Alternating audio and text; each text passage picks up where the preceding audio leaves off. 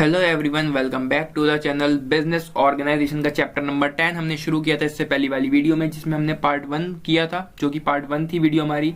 उसमें हमने किए थे टॉपिक कोऑपरेटिव सोसाइटी या फिर कोऑपरेटिव एंटरप्राइज का हमने मीनिंग पढ़ा था। हमने उसमें फीचर्स या फिर कैरेक्टरिस्टिक्स कुछ भी कहो हमने वो कर लिए थे और हमने प्रिंसिपल्स उसके पढ़ लिए थे, ठीक है, पार्ट 1 में। अब बारी है पार्ट 2 की, जिसमें हम करने वाले हैं distinction between cooperative society and company और ऑब्जेक्टिव्स ऑफ कोऑपरेटिव एंटरप्राइजेस। ये दो टॉपिक हम इसमें करने वाले हैं। अगर पार्ट 1 अभी तक नहीं देखा तो जाके देखो। जब तक पार्ट 1 नहीं देखोगे तब तक पार्ट 2 उतना अच्छे से समझ नहीं आएगा। तो for your better understandings part 1 को जाके देखो, ठीक है। और पार्ट 2 को करना हम शुरू करते हैं।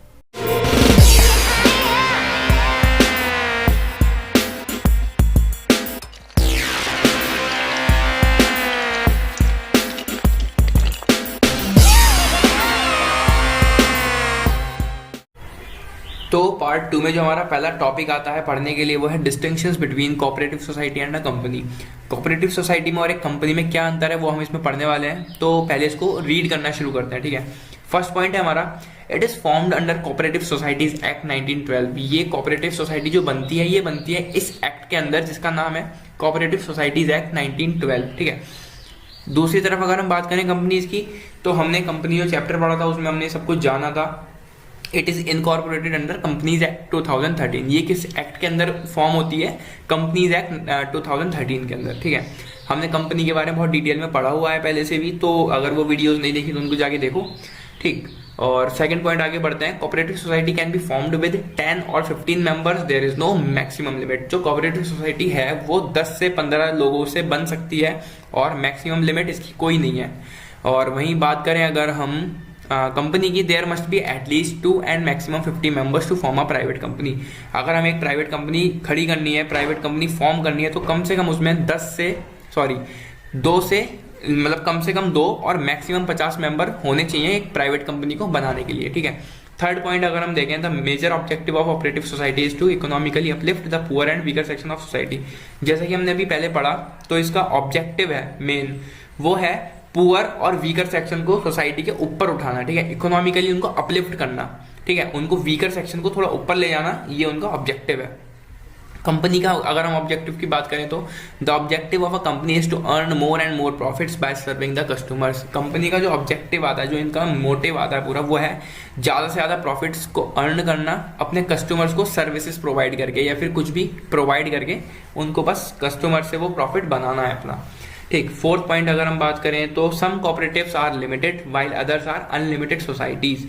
कुछ कोऑपरेटिव्स जो है वो लिमिटेड होते हैं और जबकि कुछ होते हैं जो अनलिमिटेड होते हैं सोसाइटीज, ठीक है। ये हमने लिमिटेड अनलिमिटेड सब पढ़े हुए हैं पहले से भी, ठीक है। ये वही है लिमिटेड लाइबिलिटी और अनलिमिटेड लाइबिलिटी, ठीक है। पहली वाली वीडियोस में बहुत अच्छे से हमने ये लिमिटेड और अनलिमिटेड लाइबिलिटीज के बारे में जान रखा है, तो मुझे लगता है इसमें कुछ एक्सप्लेन करने वाली चीजें हैं। The liability of the members of a company is limited to the extent of nominal value of shares। जो liability होती है मेंबर्स की कंपनी के अंदर, वो उतनी होती है जितने उनके शेयर्स होते हैं। जितनी उनकी शेयर्स की वैल्यू होती है, सिर्फ उतने शेयर्स के लिए वो लाइबल होंगे, उतनी ही कैपिटल के लिए वो लाइबल होंगे, वो खर्चा उठाने के लिए, ठीक है। And very few unlimited companies, और बहुत कम ऐसी कंपनीज होती हैं जो बहुत जिनमें अनलिमिटेड लाइबिलिटी होती है, ठीक है। तो कंपनी में जो लोग होते हैं उनकी लाइबिलिटी होती है उतनी जितनी उनकी शेयर्स की वैल्यू होती है, ठीक। सॉरी आगे हो गया ये, हाँ। Cooperative societies enjoy special privileges in regard to taxation, finance etcetera. Cooperative society को एक स्पेशल प्रिविलेजेस मिलते हैं, अलग हेल्प मिलती है टैक्सेशन से रिलेटेड और फाइनेंस से रिलेटेड, ठीक है। इधर कोई प्रिविलेज नहीं मिलता, कोई भी ऐसी सुविधा नहीं मिलती कंपनी ऑर्गेनाइजेशन की अगर हम बात करें तो, ठीक। फिर लास्ट पॉइंट इसमें आता है, government provides financial and non financial aid to cooperative societies. Government provide करती है इन कोऑपरेटिव सोसाइटीज को फाइनेंशियल एड और कोऑपरेटिव नॉन फाइनेंशियल एड इनको प्रोवाइड करती हैं, ठीक है। पैसे से संबंधित चीजें और जो पैसों से संबंधित ना हो वो चीजें, वो सुविधाएं इनको प्रोवाइड करती है गवर्नमेंट। लेकिन इधर ऐसा कुछ नहीं है, government does not provide any financial और non financial aid to companies. Companies को कुछ भी ऐसी सुविधा नहीं मिलती, ना ही कोई ऐसा प्रिविलेज मिलता उनको, ना ही कोई गवर्नमेंट का उनको सपोर्ट मिलता है। तो ये है अंतर, बेसिक से अंतर है इन दोनों में, ठीक है, कोऑपरेटिव सोसाइटी और कंपनी में, ठीक। तो आई होप ये समझ आया होगा। आगे बढ़ते हैं। आगे हमारे आते हैं ऑब्जेक्टिव्स ऑफ कोऑपरेटिव एंटरप्राइजेस। उनके क्या क्या ऑब्जेक्टिव होते हैं कोऑपरेटिव एंटरप्राइजेस के या फिर कोऑपरेटिव सोसाइटी के, उन ऑब्जेक्टिव्स के बारे में हम पढ़ने वाले हैं। और ऑब्जेक्टिव्स को इन्होंने दो कैटेगरी में बांटा है, एक इकोनॉमिक ऑब्जेक्टिव्स और एक सोशल ऑब्जेक्टिव्स। ठीक है, तो पहले हम इकोनॉमिक ऑब्जेक्टिव्स इसके पढ़ने वाले हैं। फर्स्ट इसमें आता है to provide goods at fair price, मतलब जो प्रोवाइड करेंगे वो गुड्स वो एक फेयर प्राइस में प्रोवाइड करेंगे, अफोर्डेबल प्राइसेस में। ठीक है, इसको रीड करते हैं। They make efforts to check the tendency of the traders और manufacturers to sell the goods at the maximum possible price. वो कुछ एफर्ट्स डालेंगे, कुछ टेंडेंसी चेक करेंगे उन ट्रेडर्स की और मैन्युफैक्चरर्स की कि वो जो गुड्स हैं वो मैक्सिमम पॉसिबल प्राइस में प्रोवाइड कर सकें लोगों को, कस्टमर्स को। और बाकी जो वीकर सेक्शन है, पुअर सेक्शन है, उनका वैसे भी जो मोटिव होता है वो उन पुअर सेक्शन को और वीकर सेक्शन को सोसाइटी के अपलिफ्ट करना, उन्हें इकोनॉमिकली अपलिफ्ट करना उन लोगों को। तो उनका तो वो अपलिफ्ट कैसे होंगे, जब उनको फेयर प्राइस में उनको वो सुविधाएं मिलेंगी जो कि बहुत कॉस्टली होती हैं। तो इनका पहला जो ऑब्जेक्टिव आता है वो है to provide goods at fair price. ठीक है, सेकंड है to provide best quality goods. अब उनको वो गुड्स एक फेयर प्राइस में मिल तो गए, लेकिन क्या उनकी क्वालिटी अच्छी है या नहीं, अब वो चीज उनको देखनी है। ठीक है, they make concerted efforts to supply goods to the consumer not only at fair price but also of the best possible quality. वही बात आ गई यहाँ पर, उनको फेयर प्राइस में गुड्स तो मिल रहे हैं, क्या उनकी क्वालिटी अच्छी है या नहीं, ये चीज भी वो चेक करते हैं। पूरे एफर्ट्स डाल के उसमें जो सप्लाई होती है गुड्स की कंज्यूमर के पास, वो फेयर प्राइस के साथ साथ उनकी क्वालिटी भी अच्छी होनी चाहिए, इस चीज का वो ध्यान रखते हैं। ठीक, थर्ड पॉइंट हमारा आता है इसमें ऑब्जेक्टिव में उनका to check evils of business world. ठीक है, एविल्स मतलब जो भी बुरी चीजें हो रही हैं बिजनेस वर्ल्ड में, उस चीज को वो चेक करते हैं। ठीक, the businessman adopt certain unhealthy practices to maximise their profits like black marketing, profiteering, etc. These practices are not in the interest of the general public and the cooperative enterprises aim at removing these evils. ठीक है, तो businessman जो है वो बहुत सारी ऐसी unhealthy practices करते हैं अपने प्रॉफिट्स को ज्यादा से ज्यादा बढ़ाने के लिए, जैसे कि ब्लैक मार्केटिंग हुई, प्रॉफिटरिंग हुई।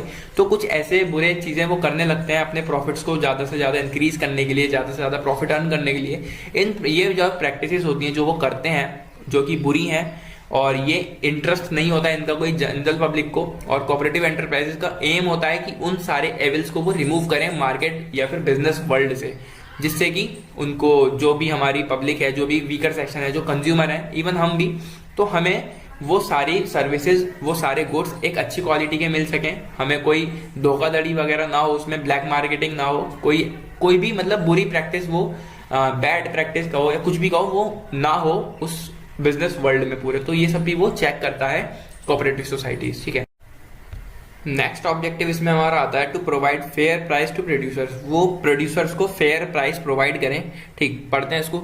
Often the small producers like artisan, जो छोटे कारीगर होते हैं, छोटे प्रोड्यूसर्स होते हैं, जैसे कि आर्टिसंस हो गए, वीवर्स हो गए, कॉटेज इंडस्ट्रियलिस्ट हो गए, उनको फेयर प्राइस नहीं मिलता उनके प्रोडक्ट्स का। और जो बिग ट्रेडर्स होते हैं, जो बड़े बिजनेसमैन होते हैं, बड़े प्रोड्यूसर्स होते हैं, वो एफर्ट्स डालते हैं उनको मतलब उनको लूटने का काफी तरीकों से। ठीक है, तो in many ways these cooperative enterprises aim at provision.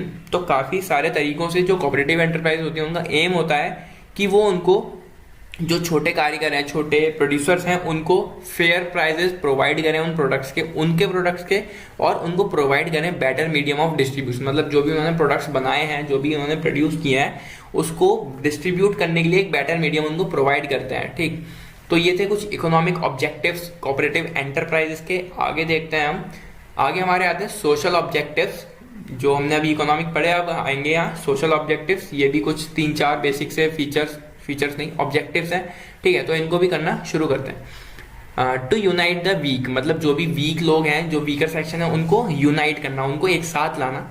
By and large, in their membership on voluntary basis, they make efforts to unite them so that they may stand on their own feet in fighting with the evil designs and tendencies. तो वो पूरे weaker section को unite करते हैं, मिलाते हैं एक साथ। ठीक है, in their membership on voluntary basis, मतलब वॉलंटरी बेसिस पर वो उनको एक साथ यूनाइट करते हैं। They make efforts to unite them so that they may stand, जिससे कि वो अपने खुद के पैरों पर खड़े हो सकें और जितनी भी इविल प्रैक्टिसेस हो रही हैं वो उनसे फाइट कर सकें बिजनेस वर्ल्ड में। ठीक है, तो ये भी इनका एक ऑब्जेक्टिव होता है, सोशल ऑब्जेक्टिव कोऑपरेटिव एंटरप्राइजेस का। ठीक, इसमें सेकंड हमारा आता है टू प्रोवाइड मॉरल एजुकेशन। वो प्रोवाइड करते हैं मॉरल एजुकेशन। दे एम, ये एम है, ठीक है, aim at developing moral qualities such as corporation, self dependence, initiative, honesty, selfless service. तो ये सारी जो हमारी मॉरल्स होते हैं हमारे, जो हमें पता होने चाहिए, हमें क्या सभी को पता होने चाहिए वैसे तो ये वाली एजुकेशन भी वो प्रोवाइड करते हैं इन वीकर सेक्शन को। उनका मेन जो मोटिव है वो वीकर सेक्शन को अपलिफ्ट करना है। तो काफी सारे तरीकों से, जितने भी तरीकों से वो उनको अपलिफ्ट करते हैं, वो सारे ऑब्जेक्टिव्स यहाँ दिए हुए हैं, बस वही हम इतनी देर से इसमें पढ़ रहे हैं, ठीक है। Honesty, selfless service, loyalty and self confidence, ये सारी चीजें वो उनको प्रोवाइड करते हैं, सब चीजों की नॉलेज, ठीक। फिर इसमें थर्ड हमारा आता है ऑब्जेक्टिव टू एजुकेट थ्रिफ्टनेस। वो थ्रिफ्टनेस की एजुकेशन प्रोवाइड करते हैं उन लोगों को। थ्रिफ्टनेस मतलब वो उस चीज को एक्सप्लेन करते हैं उन लोगों को कि वो कितनी किफायती है, उसको वेस्ट करने से बचाओ, बल्कि जो भी प्रोडक्ट तुम प्रोड्यूस कर रहे हो उससे तुम कितने फायदे ले सकते हो उसको सेल करके, और उसको वेस्ट ना करके तुम्हें कितने फायदे हो सकते हैं, कितने एडवांटेजेस तुम्हें उससे मिल सकते हैं, वो सारी चीजें इसमें उनको सिखाते हैं, ठीक है। They aim at teaching people the advantages of thrift and how to avoid the wastages. मतलब जो भी वेस्टेज हो रहा है उसको कैसे अवॉइड करें और कैसे फायदा उठाएं जो भी चीज तुम प्रोड्यूस कर रहे हो उसका, ठीक है। तो फिर इसके बाद हमारा लास्ट ऑब्जेक्टिव इसमें आता है to encourage leadership quality. Cooperative societies जो है एनकरेज करती है उनमें लीडरशिप क्वालिटीज, मतलब जो भी लीडर की एक क्वालिटी होती है, एक अच्छे लीडर की जो भी क्वालिटीज होती हैं वो उन मेंबर्स को बताते हैं, सिखाते हैं, ठीक है। बहुत सारी चीजें उसमें होती हैं। और हमने लीडरशिप, एक अच्छा लीडर किसे कहते हैं ये भी बहुत अच्छे से हमने ये सब पढ़ा हुआ है पहले, कॉमर्स वाली फील्ड में जो होंगे उन्होंने बिजनेस में ये सब पढ़ा होगा, ठीक है। They also aim at encouraging the leadership qualities among the members. वही चीज आ गई, एनकरेज करते हैं वो लीडरशिप क्वालिटीज को उन सारे मेंबर्स में। This helps them in undertaking their work themselves. इससे क्या होता है, वो अपना वर्क खुद कर पाते हैं, लीड कर पाते हैं लोगों को, अपनी टीम को, और वो किसी और पर डिपेंड नहीं रहते हैं, ये सब चीजें सीखने के बाद, ठीक है। तो ये थे इसके सोशल ऑब्जेक्टिव्स, हमने पढ़े इकोनॉमिक ऑब्जेक्टिव्स, हमने पढ़े distinctions between cooperative society and a company, और ये हमने पहले वाले पार्ट में हमने ये सारे टॉपिक्स पढ़े हुए हैं। तो ये पार्ट 2 का एंड यही होता है, ठीक है। हमने इसमें काफी चीजें पढ़ ली हैं, आधे से ज्यादा चैप्टर हो चुका है। अगर पार्ट 1 नहीं देखा तो उसको देखो जाके, पार्ट 2 पसंद आया तो इसको लाइक करना, कमेंट करके बताना कैसा लगा, शेयर करना दोस्तों के साथ, और चैनल को सब्सक्राइब कर लो, ठीक है। 10 चैप्टर हमारे पूरे होने वाले हैं बिजनेस ऑर्गेनाइजेशन के, फिर ऐसी तरह से आगे बढ़ेंगे, बाकी चैप्टर्स की वीडियोस भी आएंगी जल्दी, ठीक है। मिलते हैं अगली वीडियो में, till then take care, bye bye.